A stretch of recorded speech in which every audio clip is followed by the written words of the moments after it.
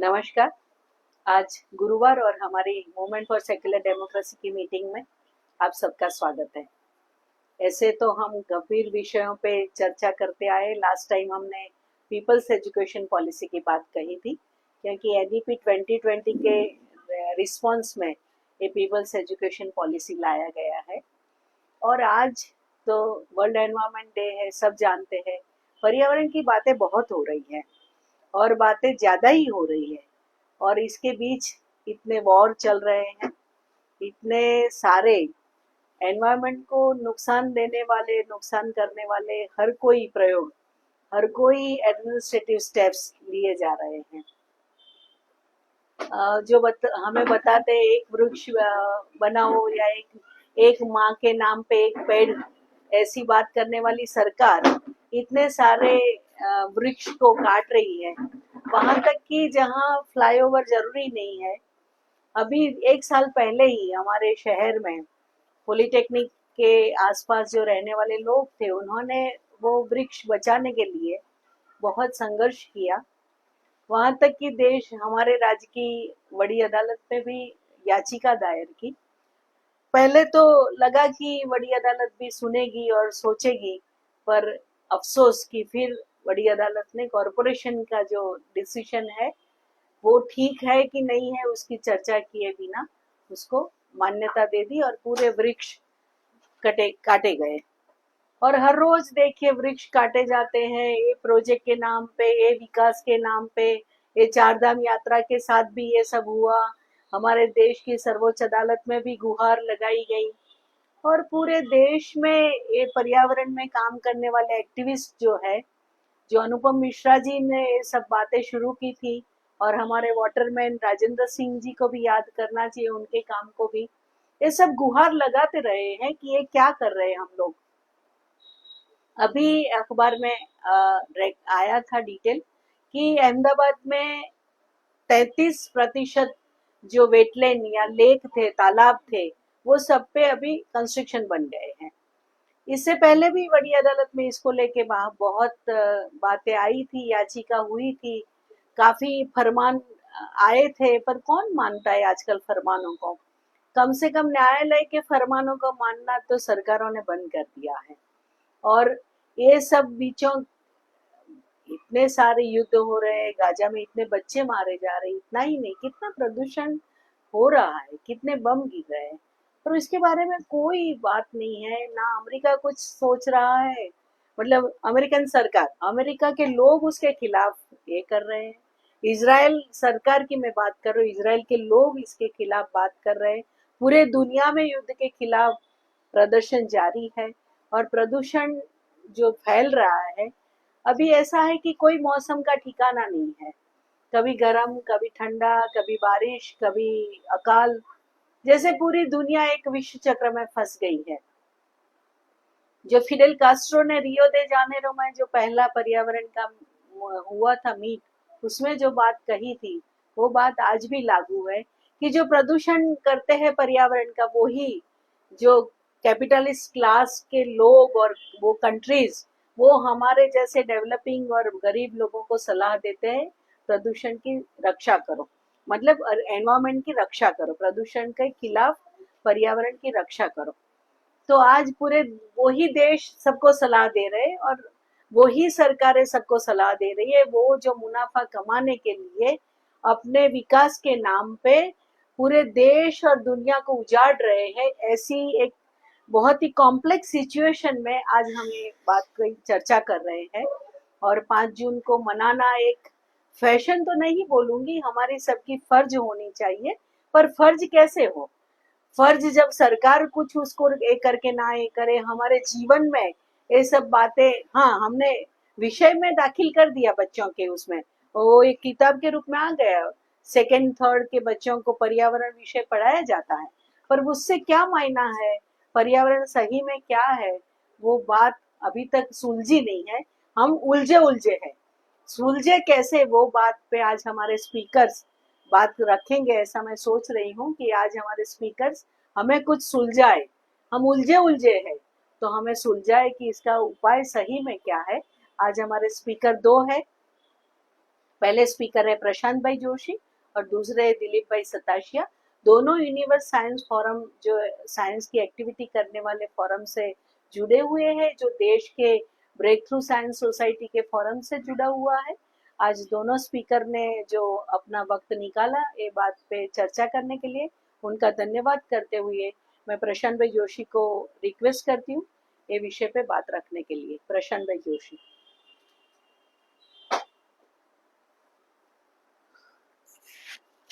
नमस्कार। मैं यहाँ पे यूनिवर्स साइंस फोरम की तरफ से विश्व पर्यावरण दिन के लिए मैं कुछ बातें रखना चाहूँगा। आज के दिन जब पहली कॉन्फ्रेंस हुई थी 5 जून शायद 72 में, तब से लेके 5 जून को मनाया जाता है। आज आपकी MSD की मीटिंग का दिन भी कोइंसिडेंट है कि उसके साथ में ही आ रहा है। बहुत सारी कुछ ऐसी बातें होती है, टर्मिनोलॉजीज है, मैं नहीं जानता लोग आप में से कितने जानते होंगे कितने नहीं जानते होंगे, लेकिन पहले हम प्राथमिक चीजों को समझ ले, उसके बाद उसके ऊपर विस्तार से बात मैं भी थोड़ी कर पाऊंगा और बाद में दिलीप जी करेंगे। तो हम ज्यादातर सुनते हैं कि ग्रीन हाउस गैसेज हैं जिसकी वजह से गर्मी बढ़ रही है। हर कोई बोल रहा है कि नहीं, गर्मी तो बहुत है, बहुत लगती है गर्मी। पिछले साल से हर बार टेम्परेचर 43 डिग्री से लेके 47 डिग्री 50 डिग्री के बीच में ही रहता है, फिर भी हम बोलते हैं कि गर्मी बढ़ रही है। तो ये गर्मी कैसे बढ़ रही है और क्यों बोला जाता है कि गर्मी बढ़ रही है? तो उसकी पहली बात बोली जाती है कि ग्रीन हाउस गैसेस। अब इसको जैसे कि हम लोग एक विज्ञान की संस्था को रिप्रेजेंट करते हुए बात करते हैं, तो ये हो रहा है कि ये ग्रीन हाउस गैसेस है क्या। ये पूरी प्रक्रिया ये है कि जब सूरज से गर्मी निकलती है, तो जब ये पृथ्वी बनी तब शुरुआत में यहाँ पे हमारा कोई एटमॉस्फेयर इतना पावरफुल नहीं था, तो कुछ कार्बन डाइऑक्साइड का उत्सर्जन नहीं हो रहा था, तो गर्मी उससे बाहर चली जाती थी और हम शीत युग में रहते थे। वो शीत युग से कुछ घटनाएं ऐसी हुई कि उसके बाद हमें काफी सारे वृक्ष देखे गए, जो हम काफी जो अमेज़न के फॉरेस्ट हैं या हमारे नॉर्थ ईस्ट के कुछ फॉरेस्ट है, वो सबको देखते हैं। और इस एज को मेघालयन एज भी बोला जाता है कि तब से वो एक शिफ्ट आया जब पृथ्वी का तापमान कुछ बढ़ गया और आज की पृथ्वी जिसके साथ हम अनुकूलन करके जी रहे हैं वो उसका उद्भवन हुआ। मतलब हमें ये जानना जरूरी है कि ये एक मेघालयन एज बोला जाता है। ये सिर्फ हिंदुस्तानी लोग नहीं बोलते हैं, ये पूरे विश्व में इसको मेघालयन एज बोला जाता है, क्योंकि ये कुछ मेघालय की केव्स में उसके ऐसे सबूत मिले हैं जिससे पता चलता है कि हाँ, यहाँ से पृथ्वी का तापमान बदला होगा। ये जो बदलाव आया वो कुछ कुदरती ढंग से आया, तो उसके बारे में उसको रोकना या उसको तब भी कोई जीव सृष्टि थी, जैसे बड़े मैमोथ घूम रहे थे साइबेरिया के अंदर, हाथी से भी बड़े, वो नष्ट हो गए क्योंकि वो उसके साथ अनुकूलन नहीं कर पाए। और उसके बाद हम नए नए प्राणी और नए नए जीव देखने लगे।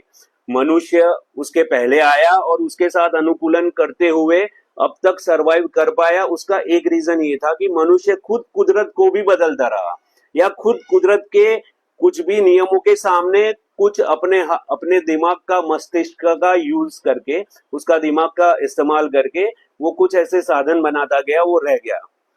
तो जब सूर्य की किरणें आती है तो ये नए, इस वक्त की हमारी जो व्यवस्था है उसके अंदर ज्यादातर उसमें से आती हुई प्रकाश और उसके साथ अल्ट्रा वायलेट रेडिएशन, ये दोनों में से हम जिसे ओजोन कहते हैं, बहुत लोगों ने सुना होगा। बहुत पहले चर्चा हो गई कि ओजोन का लेयर एयरक्राफ्ट की वजह से खत्म हो रहा है। तो वो जो ओजोन का लेयर है वो उसको ज्यादातर रेडिएशन को पीछे भेज देता है, वो वापस अपने पृथ्वी के वातावरण से वो बाहर हो जाता है। अब बाकी की जो गर्मी अंदर आती है वो समंदर में, पानी में या जमीन पे कहीं पे भी रह करके फिर वो रिफ्लेक्ट होकर के इंफ्रारेड रेडिएशन के तौर पे वापस चली जाती है। जब वो वापस जाती है तो पृथ्वी पे रहा ये जो पेड़ों का और पूरे अभी जो हमारा नया एटमॉस्फेयर बना है उसका कुछ कार्बन डाइऑक्साइड जो है वो उसे ट्रैप करता है और उसको वापस भेजता है, जिससे हमारी खेती, पेड़ पौधे, ये सब बना रहता है। एक जरूरी तापमान बनाए रखता है वो। जैसे कि हम ठंडी के अंदर हम गीजर चालू करते हैं और हम जब अभी गर्मी का मौसम है तो लोग एयर कंडीशनर चालू करते हैं, हम कुल मिला के हमारा तापमान बनाए रखने का यत्न करते हैं।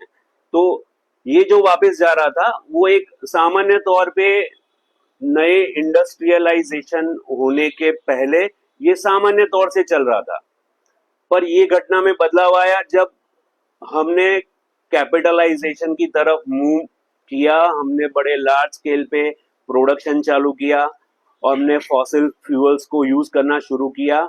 ये पहला बदलाव था और हमारा यूरिया का आविष्कार हुआ, तो खेती में फर बदलाव हुआ।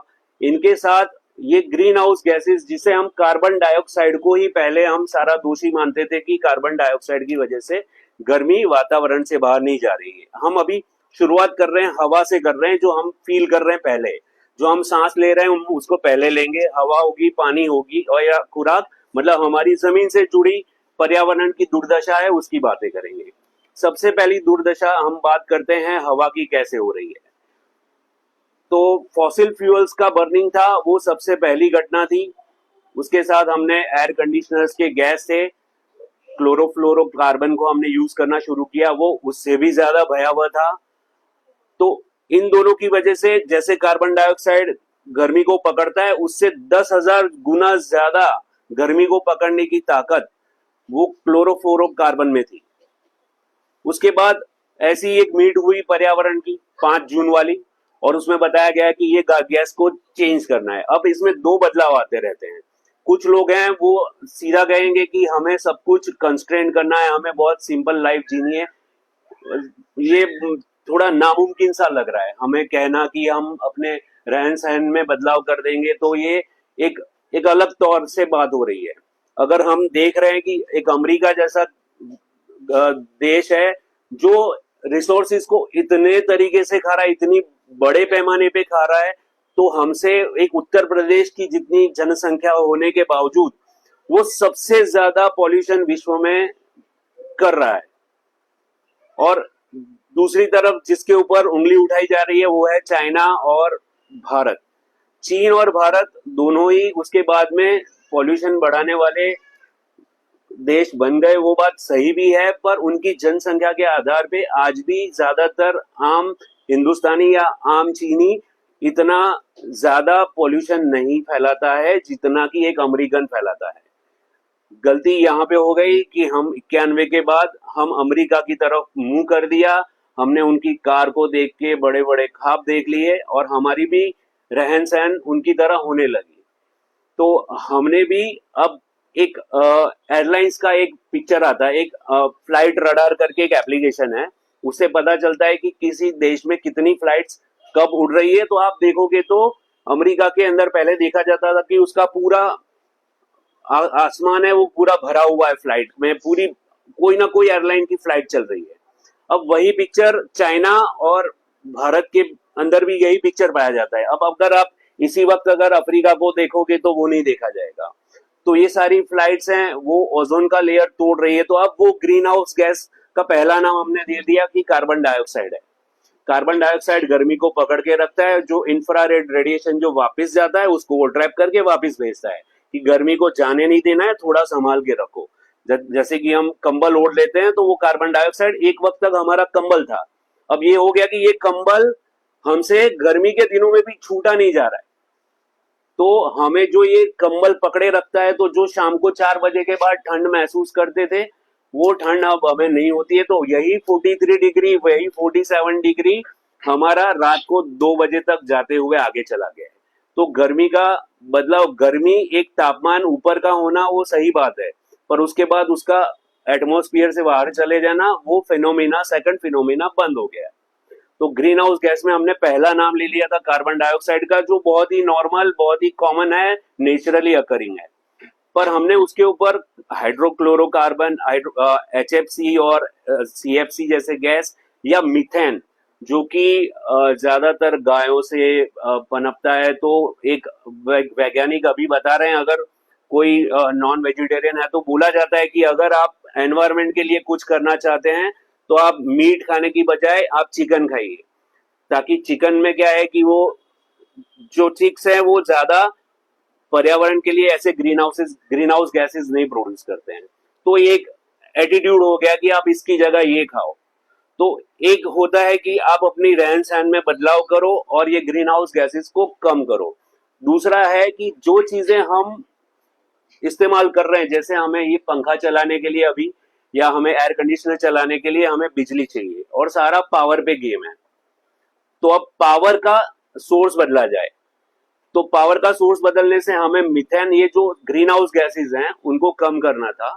तो हम मिथेन या HFC या CFC को कम करें। अब हम कुछ पॉजिटिव स्टोरीज लेंगे जिससे कि ये किया जा सकता है। ऐसा नहीं है कि नहीं, ये नहीं होगा। काफी सारे कंट्रीज है, जैसे कोस्टारिका आइलैंड है, उन्होंने पिछले 6 साल से लगातार 6 साल से वो 98% रिन्यूएबल एनर्जी मतलब सोलर और विंड एनर्जी से वो लोग अपना पूरा एनर्जी प्रोडक्शन कर रहे हैं। 98%। स्वीडन भी इसमें 100% अचीव कर चुका है। अब उसका सस्टेनेबिलिटी क्या होगा वो देखा जाएगा। तो अब जिसको बोला जाता है सबसे बड़ा पॉल्यूटर, उसके अंदर एक पॉजिटिव एग्जांपल चाइना के लेंगे। हम चाइना की दीवार के बारे में बात करते हैं, पर उसकी ग्रीन दीवार के बारे में लोग बात नहीं करते या जानते भी नहीं है। चाइना ने 1978 से एक प्रोग्राम बनाया हुआ है और उसके अंदर उन्होंने अरबों वृक्ष उनके उत्तरी रेगिस्तान की बॉर्डर पे लगा चुके हैं वो लोग। और ये प्रोग्राम आज से नहीं चल रहा है, 1978 से चल रहा है।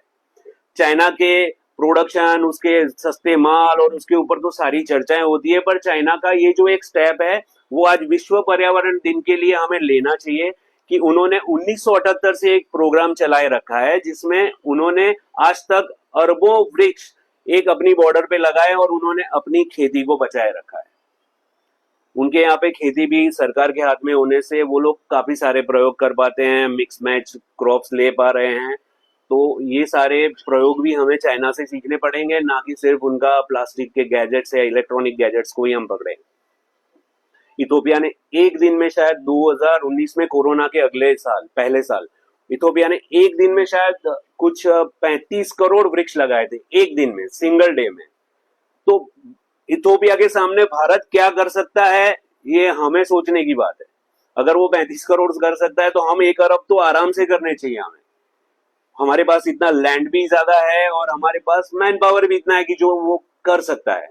तो अगर इथोपिया का उनकी एक ये पहल थी तो वो भारत में भी हो सकती है।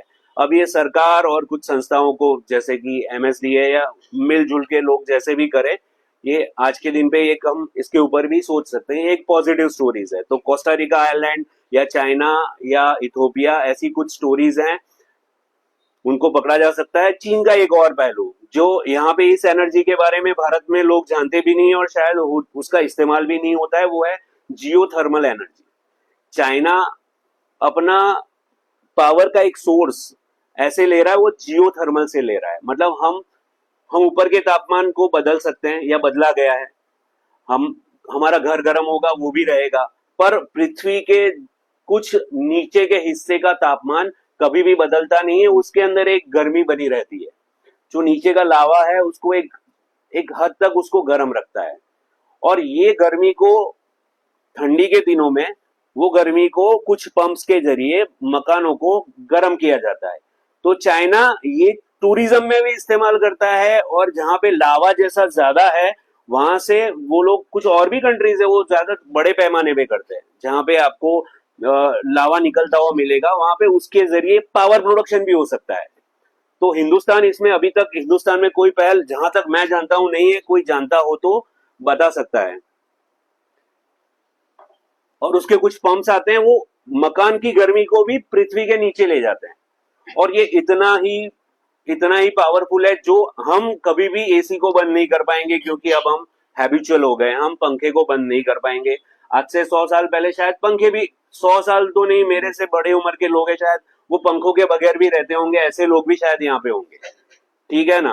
तो वो पंखों के बगैर नहीं रहना ये कॉमन हो गया। वैसे ही अब एसी भी एक कॉमन चीज बनती जा रही है, तो हमें उसको भी, एसी को हटाना ही पड़ेगा, क्योंकि एसी के गैस है वो सबसे बड़े पॉल्यूटर हैं, सबसे ज्यादा ओजोन का लेयर तोड़ते हैं और सबसे ज्यादा गर्मी को ट्रैप करते हैं। कार्बन डाइऑक्साइड की तुलना में 10,000 गुना ज्यादा। तो वही हम यूरिया के बारे में बात करेंगे तो यूरिया में भी यही होता है। वहां पे एक भारत की पहल को भी देखा जाएगा कि जीरो बजट फार्मिंग अभी प्रमोट किया जाता है। तो उसके वो फार्मिंग के जरिए कहीं पे, मैं एक सूरत में किसी को जानता हूं तो वहां पे 20 बीघा 30 बीघा जमीन के ऊपर वो जीरो बजट फार्मिंग पे फार्मिंग हो रही है, सक्सेसफुली हो रही है। वो कैसे होती है वो सब कभी और बात हो जाएगी, पर ये भी एक तरीका है जिससे यूरिया का इस्तेमाल कम करके नाइट्रोजन डाइऑक्साइड को भी कम किया जा सकता है। वो भी एक बहुत बड़ा पॉल्यूटर हो गया है। यूरिया का इस्तेमाल जितना होना चाहिए उससे बेहद अनगिनत मात्रा में यूरिया का इस्तेमाल हो रहा है। तो ये ग्रीन हाउसेस गैसेस को कम करने में हम ये बोल सकते हैं कि ये कुछ पहल है जो हम चाहेंगे कि भारत उसमें विश्व गुरु बने, वहां पे ये पहल कर पाए। कुछ कुछ गुरुओं ने ये कर चुके हैं, पर वो गुरुओं से सीख लेके हम भी उसमें जुड़ जाएं। तो जियोथर्मल एनर्जी एक ऐसा पहलू है जो शायद, मैं जानता हूं, मेरा ख्याल है कि शायद कम लोग ही जानते हैं। तो इन सबको कुल मिला के हमें ये सब ग्रीन हाउस गैस कम करने का पहला काम करना पड़ेगा, जिससे कि ग्रीन हाउस गैसेस कम हो जाए। अब पानी, आज की इस बार के विश्व पर्यावरण दिन की थीम है प्लास्टिक। मेरे दृष्टिकोण से वो प्लास्टिक बहुत पीछे आता है। उसके पहले और भी बहुत सारे पॉल्यूटेंट्स है जिस पे बात की जानी चाहिए। शायद हो सकता था कि पीएफएस करके जो पॉल्यूटेंट्स जो कभी भी नष्ट नहीं होते, ऐसे कुछ केमिकल्स हैं जो युद्ध में ज्यादा पाए जाते हैं, उस पे बात हो जाए। क्योंकि इस वक्त हम पिछले 3 साल से हम रशिया यूक्रेन को देख रहे हैं, और पिछले 1 साल के ऊपर से हम गाजा के ऊपर बॉम्बार्डमेंट देख रहे हैं। तो अब शायद इसमें कोई और भी जुड़ जाए बीच में। थोड़ा छोटा मोटा प्रयोग हमने भी कर लिया, भारत और पाकिस्तान ने। तो इसके अंदर जो केमिकल्स होते हैं वो आसपास की जो भी खेती बाड़ी होती है उसको इतना नष्ट करते हैं। उसके उसके इस्तेमाल से ऐसे केमिकल्स पनपते हैं कि जो जमीन में जाने के बाद वो जमीन को हमेशा के लिए लोग नष्ट कर देते हैं। उसमें अब खेती बाड़ी नहीं हो सकती, वहां पे कुछ भी पकेगा तो वो भी कैंसरस होगा। फार्मास्यूटिकल कंपनीज का जो वेस्ट होता है वो जमीन को कंटेमिनेट करता है। कुछ हार्श केमिकल्स होते हैं जो उसमें जाते हैं और वो उसको नष्ट करते हैं। मैं खुद पहले जुड़ा हुआ था, वो ऑयल एंड गैस ड्रिलिंग का सेक्शन है, उसके वजह से जमीन के अंदर कुछ हार्मफुल केमिकल्स को बहुत अच्छा, बहुत ही फ्रेश वाटर, मतलब बहुत गैलन्स में फ्रेश वाटर लेकर के प्रेशर से, पंप से पूरी जमीन को फाड़ा जाता है और ऑयल और गैस का वो ड्रिलिंग होता है पूरा। तो उसको फ्रैकिंग कहलाता है, मतलब उसको फ्रैक्चर करना होता है जमीन को पूरा। तो उसकी वजह से काफी अर्थक्वेक भी आए। तो यूरोपियन यूनियन में जैसे ब्रिटेन है, उन्होंने फ्रैकिंग की एक्सरसाइज बंद कर दी है। तो ये भी सीखना पड़ेगा। हमने भी पहले के टाइम में ओएनजीसी ने काफी फ्रैकिंग किए हुए हैं। तो फ्रैकिंग के इस्तेमाल से अगर कहीं, जैसे कि हमारे उत्तरांचल और वहां पे फ्रैकिंग नहीं करने की अच्छा निर्णय लिया गया था कि यहाँ पे फ्रैकिंग नहीं करना है क्योंकि ये फॉल्ट लाइन है। तो फॉल्ट लाइन जहाँ पे जा रही है वहां पे फ्रैकिंग बड़ा डेंजरस होता है, क्योंकि वो अंदर के पूरे फॉल्ट लाइन को एक्टिवेट कर देता है। जो शांत से बैठा हुआ है वो पत्थर जीवित हो जाता है कि चलो अबे हमें मूवमेंट करनी है हमें, तो वो मूवमेंट वो रोकता है। तो जो जो सॉइल का कंटेमिनेशन है उसमें फ्रैकिंग की एक्सरसाइज होती है, वो आ जाता है। उसके अंदर जो मर्ड केमिकल्स जाते हैं, वो मर्ड केमिकल्स पूरे पानी को खराब करते हैं, वो उस जमीन को नष्ट कर देते हैं। फार्मा कंपनी की फार्मास्यूटिकल्स या केमिकल्स की जो फैक्ट्रीज होती है उसमें से निकलने वाला पानी होता है, उसको जीपीसीबी जैसे हमारे यहाँ पे गुजरात में कंट्रोल करता है। तो पॉल्यूशन कंट्रोल बोर्ड्स के कुछ गाइडलाइंस है, वो पानी को इकट्ठा किया जाता है और वो पानी को ट्रीटमेंट करने के बाद रिलीज किया जाता है। तो कुछ उसमें सिस्टम्स है, पर जब गुजरात जैसे राज्य अगर उसमें एग्रेसिव होते हैं तो हमने देखा, हमारा अनुभव है कि तो मध्य प्रदेश ने बोला कि हमें ये रिक्वायरमेंट नहीं है, हमारा पॉल्यूशन कंट्रोल बोर्ड बोलेगा कि जाने दो। तो कुछ होता नहीं है, यहाँ की सॉइल को छोड़ के और एक उपजाऊ जमीन है उसके ऊपर जाकर के वो चालू हो जाता है। तो यहाँ से जाकर के वहां पे तो एक स्ट्रिक्ट नॉर्म्स होने से कुछ हो सकता है, पर इससे बड़ी बात तो यही है कि या तो यूरिया जैसे इस्तेमाल हम कम करें और जो जीरो बजट फार्मिंग जैसी चीजें उनको बड़े पैमाने के ऊपर सक्सेसफुली लॉन्च किया जाए। तीसरी बात है पानी। जो सबसे बड़ा आज का सबसे बड़ा टिपिंग पॉइंट है वो है पानी। समंदर का पानी खूब बहुत ही ज्यादा मात्रा में एसिडिक हो चुका है। इतना एसिडिक हो चुका है कि 80% कोरल रीफ्स, जिसे हम शायद हमने फाइंडिंग नीमो जैसी एक कार्टून फिल्म में देखा होगा कि नीचे बहुत रंग बिरंगी मछलियां और ऐसे पेड़ लगे हैं, वो सब वो एक एक कोरल रीफ्स होती हैं। वो रीफ्स जो पूरे विश्व में थी वो इतनी गर्मी की वजह से इतनी नष्ट हो चुकी है कि वो कोरल रीफ्स 80% कोरल रीफ्स खत्म हो चुकी है। तो वो उसको रिस्टोर करना कैसे करेंगे हम नहीं जानते हैं। अब वो बहुत ही बड़ा एक मामला हो चुका है क्योंकि अब ये समंदर के अंदर होने वाली है। तो कुछ कंट्री ने ऐसा किया कि अपना ऑफशोर ड्रिलिंग, जो समंदर में जाके ड्रिलिंग करते थे, वो बंद कर दिया क्योंकि वो ड्रिलिंग के अंदर जो केमिकल्स जाते थे वो समंदर के पानी को एकदम एसिडिक बना देते थे। उसमें मर्क्यूरी जैसे गैस और अंदर से निकलने वाले रेडियो एक्टिव एलिमेंट्स निकलते थे। वो अब वो ultimately whales, dolphins, tuna fish, ये सब जो फिश है उनमें जाते हैं। और लोग जो मच्छी खाने वाले लोग हैं उनके जो समंदर की जैसे झींगा खाने वाले हैं या कुछ मच्छी खाने वाले हैं, तो वो खाएंगे तो उसके अंदर मर्क्यूरी आता है, फिर कैंसर के अस्पताल बढ़ते जाते हैं। तो ये पानी का तीसरा पॉल्यूटेंट हो गया। अब इसके अंदर डिसीजन ये लिया जा सकता है कि इमीडिएटली ऑफशोर ड्रिलिंग्स को बंद कर दिया जाए। एटलीस्ट एक्सप्लोरेशन नया पानी के अंदर करना बंद कर दिया जाए और रिन्यूएबल एनर्जी की तरफ मुख मोड़ा जाए। तो यही बातों के चलते हो सकता है इसका पॉलिटिकल सॉल्यूशंस क्या हो सकते हैं या लोकली गुजरात में इसके इफेक्ट क्या हैं, वो ज्यादा उसके ऊपर जानकारी देने के लिए मैं दिलीप जी से बोलूंगा कि वो अपने अनुभव इसके ऊपर बताएं।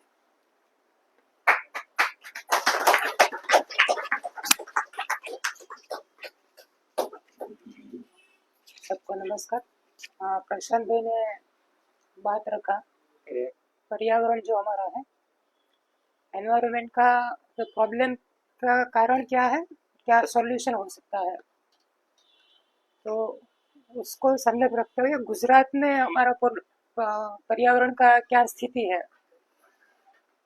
ऐसे हम देखें तो गुजरात एक मॉडल स्टेट माना जाता है डेवलपमेंट में पूरे देश में, और अभी तो विदेश में भी गुजरात का प्रसिद्धि हो रहा है। तो पर्यावरण के हिसाब से देखें कि पर्यावरण का जो स्थिति है, तो पर्यावरण का निकंदन निकालने में भी गुजरात मॉडल है। मैं कुछ डेटा रखूंगा जो गुजरात गवर्नमेंट का खुद का एजेंसी जो है उसका डेटा है। CSG वो भी गुजरात सेंट्रल गवर्नमेंट का इंस्टीट्यूट है, ऑडिट एजेंसी, उसका डेटा है। तो जंगल की जो बात करें, प्रशांत भाई ने जो बात किया शुरुआत में, कार्बन का जो उत्सर्जन बढ़ रहा है उसके सामने जंगल मतलब वृक्ष पेड़ का कमी हो रहा है। तो जंगल के हिसाब से गुजरात में उसका स्थिति क्या है, ये CSG का रिपोर्ट जो विधानसभा में रखा जाता है हर साल, उसका मैं थोड़ा बहुत डेटा बता रहा हूँ। पूरा डेटा अगर बताऊंगा तो पूरा 3-4 घंटा पढ़ने में लग जाएगा। इतना गुजरात में पर्यावरण का, जंगल का, पानी का, एयर पोल्यूशन का स्थिति है। तो एक जो डेटा है कि लास्ट 5 ईयर में, मतलब 2020 से अभी 2025, 90,000 हेक्टेयर जंगल खत्म हो गया गुजरात में। लास्ट 3 साल में पर्यावरण विभाग ने 84,000 वृक्ष काटने का परमिशन दिया। उसमें सबसे ज्यादा जूनागढ़ जो हमारा डिस्ट्रिक्ट है गुजरात का, सबसे ज्यादा वहाँ परमिशन लिया। और जूनागढ़ में जो गिरनार है उसका जो जंगल है, जो सिंह का ये है अभ्यारण्य सेंचुरीज, उसका विस्तार 11% कम हो गया। क्यों कम हो गया? वहाँ रिसोर्ट बनाने के लिए, टूरिज्म बनाने के लिए गवर्नमेंट ने खुद उसका ये किया। फिर अहमदाबाद के पास में कोटेश्वर करके जगह है, उसका जो जंगल है वो 77 हेक्टर, वो जंगल अभी खत्म होने जा रहा है। ये NGT जो है, नेशनल ग्रीन ट्रिब्यूनल, उसका जो रिपोर्ट है उसमें डेटा है कि ये जंगल खत्म होने जा रहा है। उसने नोटिस भी दिया है कॉरपोरेशन को। फिर हमारा जो राष्ट्रीय वन नीति है उसके हिसाब से गुजरात में 33% जंगल होना चाहिए। हमारा देश का जो राष्ट्रीय वन नीति है, मतलब पर्यावरण नीति है, उसके हिसाब से गुजरात में 33% जंगल होना चाहिए। अभी बचा है 10%। 10% जो बचा है उसमें से भी गवर्नमेंट कट कट रही है। हाँ, फिर हमारे गुजरात में पर्यावरण पॉलिसी है नहीं। 16 CSG ने जो लास्ट में जो रिपोर्ट दिया 2003 में, उसमें सवाल उठाया है कि गुजरात में अभी तक एनवायरमेंट पॉलिसी क्यों नहीं, कॉन्क्रीट पॉलिसी। और वो 16 साल से गवर्नमेंट एक ही बात बोल रही है कि अभी वो उसके ऊपर काम चल रहा है। 16 साल से CSG हर साल उसको याद करवाती है कि अभी क्या हुआ क्या हुआ, तो 16 साल से एक ही आंसर मिलता है कि अभी बन रही है। ये हमारा गवर्नमेंट का स्थिति है, जो पर्यावरण अभी जो खुद मना रहे हैं और रियल में वो क्या कर रहे हैं। फिर है राज्य, जो हमारी सरकार है गुजरात की, उसने 12 लाख 43,000 चौरस मीटर जंगल की जमीन उद्योग गृहों को गैरकायदेसर दे दिया। उसका जो 10 उद्योग गृह, उसका नाम भी है, मैं अभी बोल नहीं रहा हूँ, लेकिन CSG का रिपोर्ट में उसका नाम सही है, कौन से जो उद्योग है 10 उसको दिया।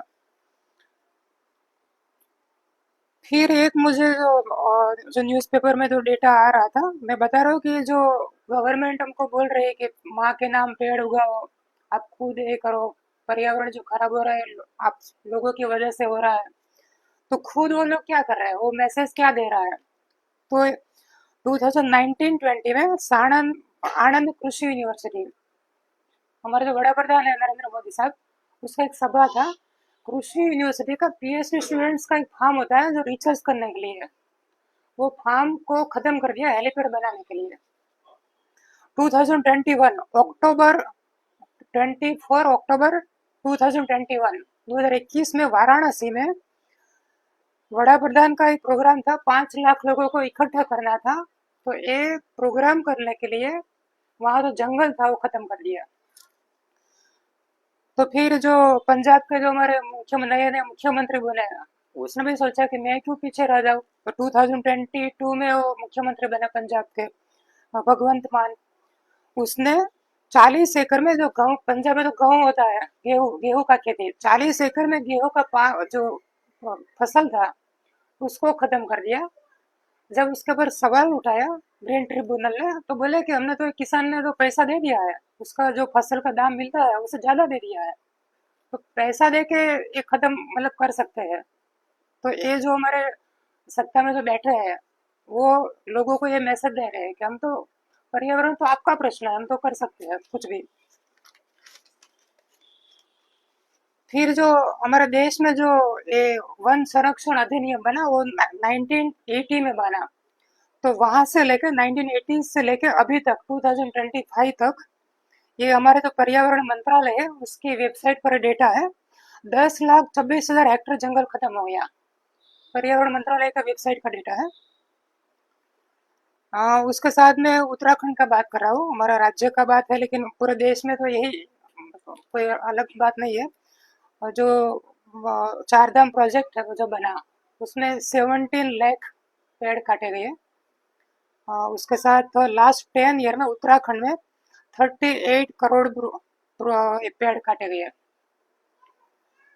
और उत्तराखंड में जो ये हुआ था, ये क्या बाढ़ आई थी, वो जगह का नाम भूल गया मैं, केदारनाथ, उसके बाद भी 2-3 घटना बन गई, तहरी बांध, वो सब भी जो घटा, वो पर्यावरण का जो निकंदन बांध जो हो रहा है उसकी वजह से हुआ। वहाँ डैम बन रहा है, पावर प्लांट बन रहा है, ब्रिज बन रहा है, ये पहाड़ी जो विस्तार है, हिमालय जो है सबसे यंग पहाड़ माना जाता है, वो भी सेटल हुआ नहीं है, सेटल होने की स्थिति में है, तब उसके उसमें जो ये डिस्टरबेंस हो रहा है उसकी वजह से ये सब बाढ़ आता है, भूस्खलन होता है, ग्लेशियर्स पिघल रहे हैं, ये सब जो हो रहा है।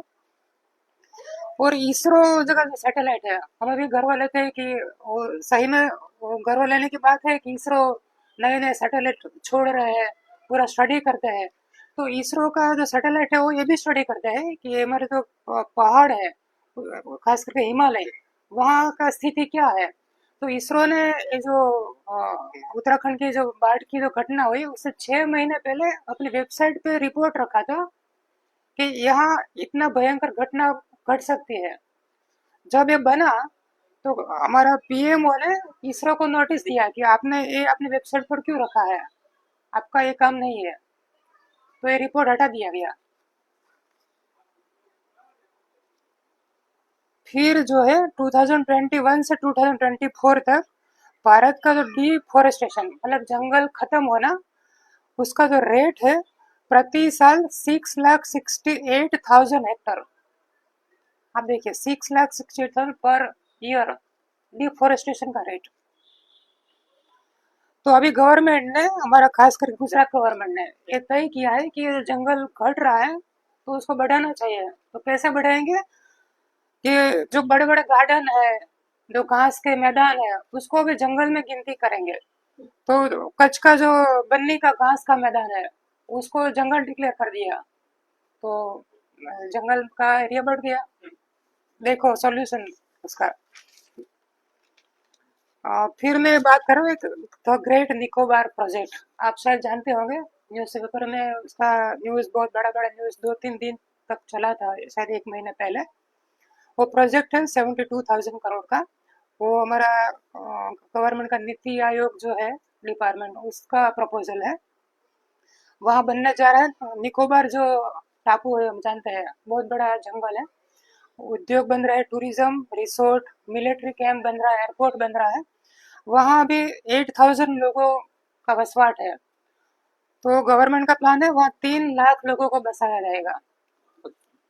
8,000 लोग अभी वहाँ निकोबार निकोबार अंडमान निकोबार। तो अब देखिए 3 लाख लोगों को अगर रहने की व्यवस्था करना है तो वहाँ मकान बनाना पड़ेगा, उसके लिए दूसरी सुविधाएं करनी पड़ेगी। तो ये पानी का पोल्यूशन होगा, एयर पोल्यूशन होगा, इसकी जरूरत के लिए उद्योग भी लगाने पड़ेंगे। ये सब अब देखिए तो कितना नुकसान होगा। दूसरा कि ये जो जोन है, ये निकोबार का जो टापू है, यूनेस्को द्वारा एक सुरक्षित बायोस्फीयर रिजर्व है।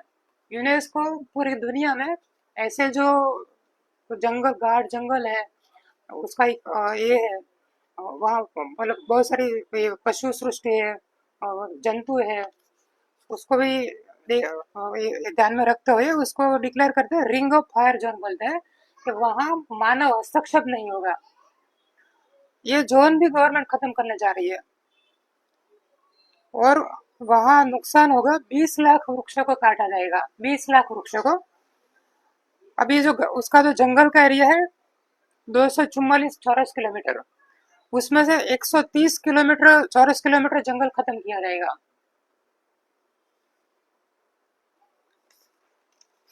फिर बात करते हैं प्रदूषण की। प्रदूषण तो हम देखते हैं, अभी जो हम बैठे हैं, अभी जो श्वास इस एरिया में जो बैठे हैं, आज का ही डेटा है, कोई न्यूज़पेपर में एरिया वाइज डेटा दिया है। और स्टेडियम वाला जो एरिया नज़दीक में है हमारा, जो बैठे हैं यहाँ से, पूरे अहमदाबाद में सबसे ज़्यादा वहाँ पोल्यूशन है, ये जो इंडस्ट्रियल एरिया को बात करके। और रोज हम 51 सिगरेट, जो एक इंसान 51 सिगरेट डेली पीता है, उतना पोल्यूशन, एयर पोल्यूशन हम अभी यहाँ ले रहे हैं। तो इतना पोल्यूशन का है। लेकिन उसमें देखते जो हमारी गवर्नमेंट जो है उसने मार्च में, लास्ट मार्च में एक नोटिफिकेशन बाहर निकाला है उद्योगों के लिए कि जो ऐसे उद्योग है जो कम नुकसान करते हैं उसको परमिशन लेने की जरूरत नहीं है, आप पोल्यूशन कर सकते हैं, क्योंकि आपका पोल्यूशन कम है और उद्योगों की जरूरत है, रोजगारी की भी जरूरत है, इतनी गवर्नमेंट को चिंता है रोजगारी की, उद्योगों की। तो आपका परमिशन लेने की जरूरत नहीं है, आप पोल्यूशन कर सकते हैं क्योंकि आपका पोल्यूशन कम है।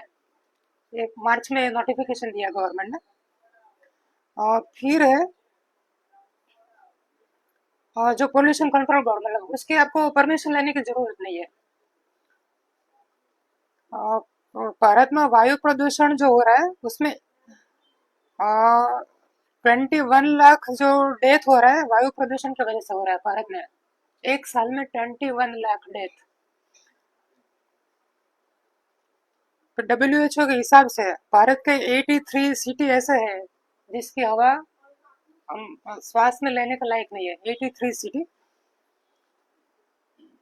फिर पानी का जो पोल्यूशन का बात किया प्रशांत ने, उसमें हमारा गुजरात में 24 डिस्ट्रिक्ट ऐसा है जिसका पानी पीने लायक नहीं है। ये एनजीटी का रिपोर्ट है, नेशनल ग्रीन ट्रिब्यूनल का रिपोर्ट है। फिर जो ये जो उद्योग और प्रदूषण की जो बात हुई, पानी का पोल्यूशन, एयर का पोल्यूशन जो हो रहा है, तो उद्योगों पर जो केस करते हैं, जैसे यहाँ कोई उद्योग है तो मैं उसके ऊपर केस करता हूँ, तो गांव के कुछ लोग उसके ऊपर केस करते हैं। ऐसे केस की संख्या बढ़ रही है।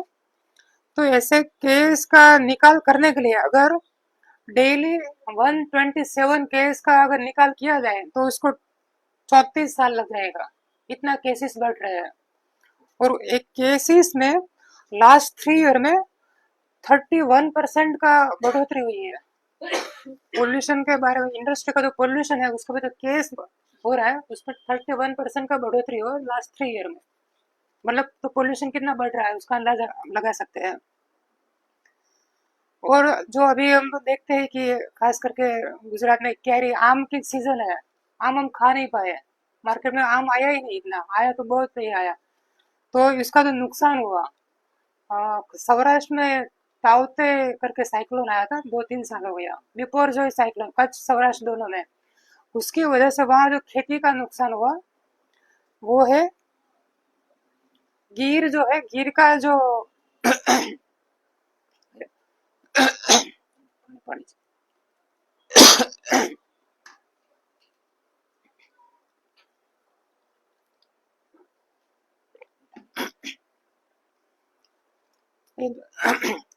दो दिन पहले का न्यूज है। गिर का जो क्या किसान लोग है, 20,000 आम का पेड़ खत्म हो गया। 20,000 आम का पेड़ खत्म हो गया है। कच्छ में जो केसर केरी है उसका इस साल 25 में, अभी अभी जो सीजन में 60% आम खत्म हो गया। पहले बहुत गर्मी की वजह से उसका जो उसको जो मोर बोलते फूल जो है वो खत्म हो गया, बाद में बारिश की वजह से आम खत्म हो गया। और अहमदाबाद के पास में धोलका करके एरिया है, तो साबरमती का जो पोल्यूशन भी अभी रोज रोज डेली डेली उसका न्यूज भी आता है, साबरमती का क्लीनिंग के लिए कितना पोल्यूशन है। धोलका जो गांव है उसके आसपास के 5 गांव ऐसे है, वहाँ का किसान लोग ने जो डांगर डांगर मतलब हिंदी में क्या, राइस का खेती करते हैं। 700 एकड़ जमीन में डांगर पूरा जल गया। 700 एकड़ जमीन में डांगर का पूरा पाक जल गया, फसल खत्म हो गया। इस साल की बात है।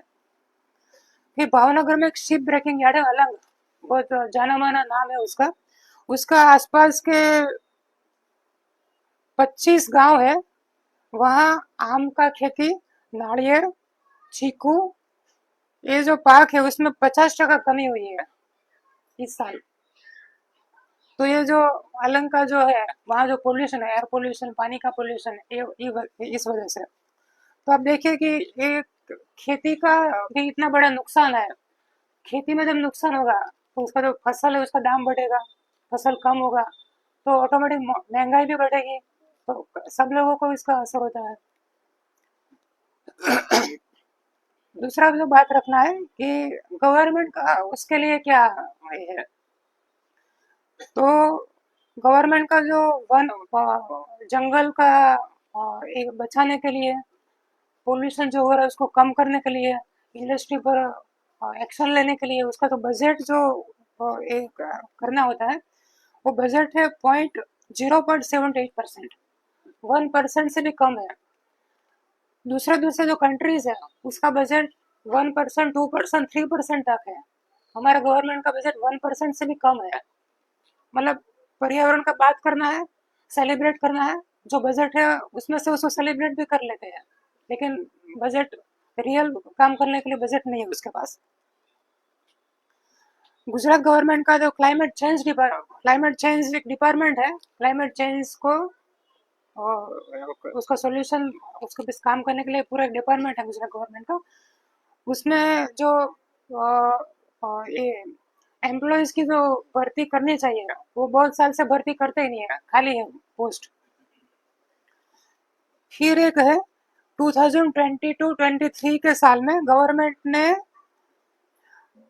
988 करोड़ का ये किया था, खर्च करने का बात किया था बजट में। उसमें दिया 690 करोड़, मतलब 300 करोड़ कम दिया। क्लाइमेट चेंज डिपार्टमेंट को जो बोला गया था उससे 300 करोड़ कम दिया, और उसमें से 200 करोड़ का खर्च नहीं किया। अब देखो क्लाइमेट चेंज का इतना बात चल रहा है, इतना प्रॉब्लम है, जो बोला गया उससे 300 करोड़ कम दिया, उसमें से 200 करोड़ खर्च भी नहीं किया।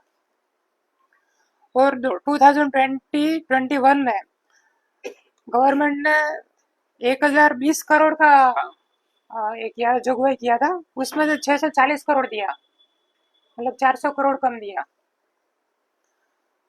और हमारा जो नीति आयोग है उसने अभी भी एक सर्वे किया फरवरी में, उसमें 16 एक पैरामीटर्स रखा था पूरे देश के लिए। सब स्टेट को एक फॉर्म भरना था, उसमें 16 पैरामीटर्स था। मेरे पास अभी क्लाइमेट चेंज की वजह से पसीना हो रहा है। ये नीति आयोग का एक फॉर्म था, उसमें 16 पैरामीटर्स थे, वो भरना फिलअप करना था, और उसके हिसाब से 100 मार्क्स रखा था। तो सब स्टेट को भरने के बाद उसका इवोल्यूशन होगा कि आप एनवायरमेंट में क्या रक्षा करने में आप कितना परसेंट, मतलब कितना परसेंटेज आया, कितना मार्क्स मिले 100 में से। तो आप देखिए एक भी स्टेट को 50 से ज्यादा मार्क्स नहीं मिले। पर्यावरण की रक्षा के लिए जो पैरामीटर्स था 50% मार्क्स, ज्यादा मार्क्स मिले। उसमें 2 पैरामीटर ऐसा है कि गुजरात में उसे 5 मार्क्स से भी कम मिले, 2 मार्क्स मिले, 3 मार्क्स मिले।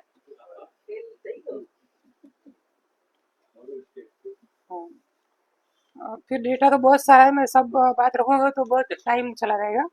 मैं ये कार्बन कार्बन उत्सर्जन का जो प्रशांत भाई ने बात किया, ये पूरा दुनिया का रिपोर्ट है। उसमें 25% कार्बन उत्सर्जन जो हो रहा है वो 4 कंपनी कर रही है, और 70% कार्बन का उत्सर्जन कर रही है वो 100 कंपनी कर रही है। उसका भी एक रिपोर्ट है, सब कंपनी का नाम भी है उसमें। और उसमें ज़्यादातर कंपनी है अमेरिका, रशिया, चीन और सऊदी अरबिया, 4 कंट्रीज का ज़्यादातर ये कंपनी है। फिर ग्लेशियर की जो बात करें, ग्लेशियर जो प्रशांत ने बात किया, ग्लेशियर्स पिघल रहे हैं, तो हमारे हिमालय का हालत सबसे खराब है। हिमालय में जो ग्लेशियर जो है और 25 स्क्वायर किलोमीटर में ग्लेशियर्स हैं, उसमें से अभी बचा है 15.9 स्क्वायर किलोमीटर, मतलब 10 स्क्वायर किलोमीटर ग्लेशियर अभी खत्म हो गया हिमालय में। फिर हिमालय में का एक रेंज है, पीर पंजाल रेंज बोलते हैं, उसमें 122 ग्लेशियर है, उसमें से आधा खत्म हो गया। और ये इसका रिपोर्ट है नेशनल इंस्टीट्यूट ऑफ टेक्नोलॉजी, इसका रिपोर्ट है। फिर जो ग्लोबल वार्मिंग जो हो रहा है, पानी का, दरिया का सपाटी बढ़ रहा है उसकी वजह से। तो ये पानी का सपाटी बढ़ रहा है उसकी वजह से दरिया मतलब नजदीक आ रहा है, और सपाटी बढ़ रहा है तो नजदीक आएगा, मतलब जमीन उसमें जा रहा है हमारा। तो ये गुजरात का अगर बात करूँ मैं, तो लास्ट 15 ईयर में सी लेवल बढ़ने की वजह से 2 किलोमीटर तक दरिया का पानी अंदर आ गया। और वलसाड़ के पास एक गांव है, मोटी दांती गांव बोल रहे हैं, वो गांव अभी पूरा पानी के अंदर चला गया। वहां जो लोग रहते थे वो, उसके पास दूसरा गांव है नानी दांती करके, सब गांव के लोग वहां शिफ्ट हो गए हैं। ये गांव पूरा खत्म हो गया।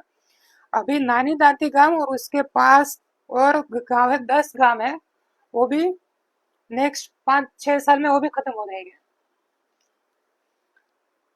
और दूसरा है कि जो गुजरात का जो दरिया किनारा है, वो बोले जाते हैं कि, और है भी सच के, सबसे लंबा दरिया किनारा है वो है 1600 किलोमीटर। उसमें से 20% का उसमें क्या इरोजन हो गया है, 26%, मतलब बोलो कि 75% अभी है। ये रिपोर्ट है national centre for coastal research का। ये सब जो कारण है, साइक्लोन आ रहा है, माइनिंग हो रहा है। फिर मैं बात करूंगा इसके जो पोल्यूशन हो रहा है पानी का, हवा का, मतलब पर्यावरण का जो हालत है, तो उसका जो असर क्या पड़ रहा है, प्रशांत भाई ने बात रखा, शायद रिपीट हो सकता है, लेकिन सबसे ज़्यादा असर जो पड़ता है आरोग्य पर, अ, हवा खराब है तो हमारा फेफसा, टीबी का बढ़ रहा है, कैंसर भी पेशेंट बढ़ रहे हैं पानी की वजह से। तो ये जो टीबी और कैंसर सबसे ज़्यादा बढ़ रहा है अभी गुजरात में। लास्ट 3 ईयर में 19,000 बच्चे को टीबी हुआ। जो बच्चे को टीबी होना इतना नहीं था गुजरात में, लेकिन छोटे छोटे बच्चे को 8 साल से 10 साल 12 साल तक का बच्चा जो है उसको टीबी होने का 3 साल में 19,000 बच्चे को टीबी हुआ। ये गवर्नमेंट का खुद का रिपोर्ट है। उसके साथ साथ हड्डी, चमड़ी का रोग, कैंसर, कॉलेरा, मलेरिया, ये भी आप देख रहे हैं रोज रोज कॉरपोरेशन का जो रिपोर्ट निकलता है। पानी जन्य रोग तो बढ़ ही रहा है क्योंकि पानी पीने लायक नहीं है। कॉरपोरेशन का जो पानी है, अहमदाबाद का जो इंडस्ट्रियल एरिया है वहाँ पीने लायक पानी मिलता ही नहीं है। उसमें fluoride, nitrate, arsenic, iron, mercury और यूरेनियम। गुजरात के हाईकोर्ट ने साबरमती का जो पानी है उसका अभी सुनावनी चल रहा था, तो उसके कमेटी बनाया था, तो टेस्टिंग किया अलग अलग लेबोरेटरी में पानी में, तो ये सब पानी के अंदर मिला है सब केमिकल्स। तो ये सब जो पीते हैं तो स्वाभाविक है हमारा स्वास्थ्य कैसा होगा। फिर एक हाईकोर्ट का रिपोर्ट में है कि टीबी का जो केस है उसमें 10% मतलब इंक्रीज हुआ है, मतलब बढ़ता ही जा रहा है। फिर जो है वो कुपोषित का आंकड़ा तो ये है कि गुजरात फर्स्ट नंबर पे है। भले वो विकास कर रहा है गुजरात, लेकिन कुपोषित बच्चे का, महिला का कुपोषण है पूरे देश में सबसे आगे निकल रहा है। जो गरीब राज्य माना जाए उससे भी गुजरात आगे निकल रहा है। तो कुपोषित बच्चे या तो कुपोषित लोग इतना गर्मी सहन नहीं कर पाएंगे। खाने, महंगाई बढ़ रही है, क्या खेती फसल कम हो रही है, तो कुपोषित जो, तो इस ये भी तो इसके साथ जुड़ा हुआ है ना। कुपोषण तो बढ़ेगा ही, खाने को नहीं मिल रहा है तो। फिर एक रिपोर्ट है, ये आंकड़े अगर मैं नहीं बोलना है, लेकिन बच्चे का ये बहुत इंटरेस्टिंग बात है जो हम शायद देख भी नहीं पाते हैं। मेरे मन में तो ये था ही नहीं। जो बच्चे के है तो उसका खेलना बंद हो गया। 45 डिग्री टेम्परेचर है। ये दिल्ली के एक एनजीओ का रिपोर्ट है, उसने पूरा एक स्टडी किया स्कूल के बच्चों को लेकर। वैकेशन में बच्चे जो खेलते थे, पहले खेलते थे अभी खेलते हैं, तो क्या खेलते हैं, नहीं खेलते हैं, क्यों नहीं खेलते हैं, उसका पूरा एक रिपोर्ट है। अगर वो आप देखेंगे तो आपको, हम तो ये कभी देखा भी नहीं था कि बच्चे के बारे में सोचे कि क्लाइमेट चेंज का क्या असर है। तो बहुत सारे बच्चे का खेलना बंद हो गया। 45 डिग्री टेम्परेचर है, हम तो नहीं जाने देंगे ना, कभी नहीं जाना है, गर्मी है। तो ये सब उसका जो असर हो रहा है। ऐसा एक आर्टिकल निकला है मजदूरों के बारे में, खासकर महिला मजदूर है। ज्यादा गर्मी होने से, ज्यादा पसीना होने से, पीने का पानी सब जगह नहीं मिलता है, तो पानी कम पीते हैं, ज्यादा पसीना होता है, तो डिहाइड्रेशन की वजह से डेथ जो बढ़ रहा है, ये सब देख रहे हैं। और फिर एक है जो साइक्लोन का बात किया, गुजरात में जो साइक्लोन जो आ रहा है अभी लास्ट 2-3 साल में 2-3 साइक्लोन आ गया। तो एक गवर्नमेंट का एक संस्था का रिपोर्ट है। 1998 से 2013 तक, मतलब 15 साल में 5 बड़े बड़े साइक्लोन गुजरात ने फेस किया था। उसके सामने लास्ट 4 साल में 4 साइक्लोन फेस किया। 15 साल में 5 साइक्लोन था, अभी 4 साल में 4 साइक्लोन। मतलब साइक्लोन का ये हो गया। तो अरबी समुद्र में जो साइक्लोन, पहले बंगाल की खाड़ी में हम देख रहे, बंगाल की खाड़ी में साइक्लोन होता था, अभी अरबी समुद्र में भी साइक्लोन का ये जो फ्रीक्वेंसी और इंटेंसिटी दोनों बढ़ रहा है।